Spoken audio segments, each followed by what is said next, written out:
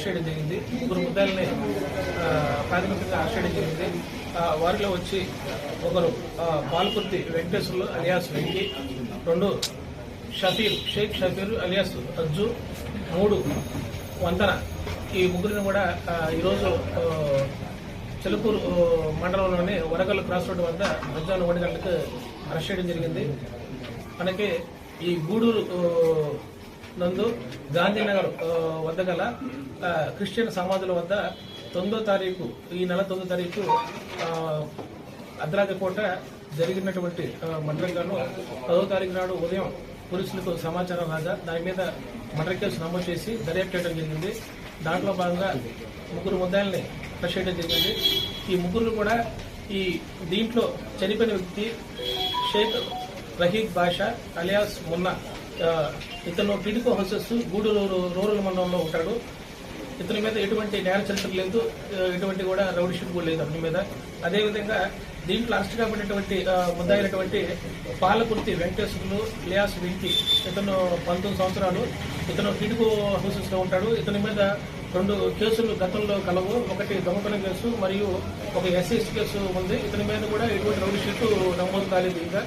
అదేవిధంగా షేక్ షఫీర్ అలియాస్ అజ్జు, ఇతనికి 28 సంవత్సరాలు. ఇతను కూడా ఇంద్రమ కాలనీలో ఉంటాడు.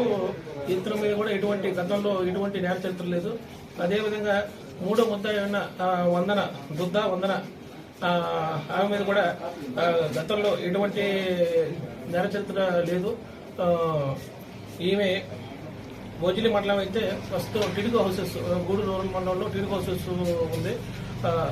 మనకి ఈ యొక్క కేసు 9వ తారీఖు, ఈ నెల 9వ తారీఖు నాడు మనకి రాత్రిపూట 10 గంటల ప్రాంతంలో ఈ చనిపోయినటువంటి రహీద్ మరియు వెంకి అలియాస్ వెంకటేశ్వర్లు, అదేవిధంగా మనకి షఫీర్, వీళ్ళిద్దరూ మరియు చనిపోయినటువంటి రహీద్, వీళ్ళు ముగ్గురు కూడా ఇంద్రం కాలనీ వద్ద వైన్ షాప్ నందు మందు తాగి ఆ క్రమంలో వాళ్ళు ముగ్గురు కూడా చనిపోయినటువంటి రహీద్ బండి హెచ్డిఎఫ్ డీలక్స్ బండి మీద గూడూరు టౌన్లోకి సిగరెట్ నిమిత్తం వచ్చి అక్కడ రైల్వే స్టేషన్ దగ్గరలో ఒక బార్ షాప్ లో మందు కొనుగోలు చేసి ఆ క్రమంలో ఆడ కూడా మందు సేవించి వీళ్ళు తిరుగు ప్రయాణంలో వస్తూ ఉండగా వీళ్ళకి బైక్ మీద అంజును మరియు రహీద్ మధ్య వీళ్ళు గొడవ జరిగి అంజు మరియు రక్తం కలిగిన బట్టలు మరియు కత్తిని కూడా దాచిపెట్టడం జరిగింది.